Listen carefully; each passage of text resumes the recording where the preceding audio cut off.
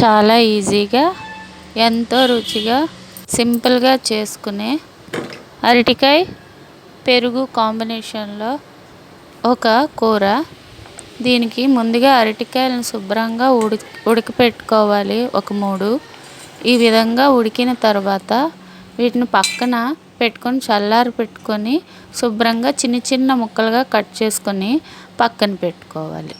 ఇంతలో దీన్ని చిక్కని పెరుగును తీసుకొని శుభ్రంగా కలుపుకోవాలి. ఈ విధంగా కలుపుకున్న తర్వాత ఈ విధంగా తయారవుతుంది.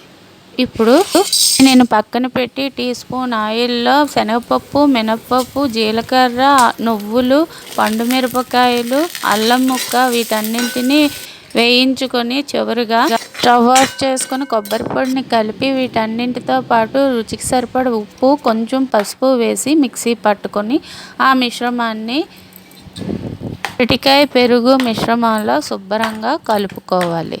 ఇలా కలిపిన తర్వాత ఇంగువ పోపును ఈ విధంగా వేసుకొని చక్కగా ముందుగా ప్రిపేర్ చేసుకున్న పెరుగు అరటికాయ మిశ్రమంలో వేసుకోవాలి.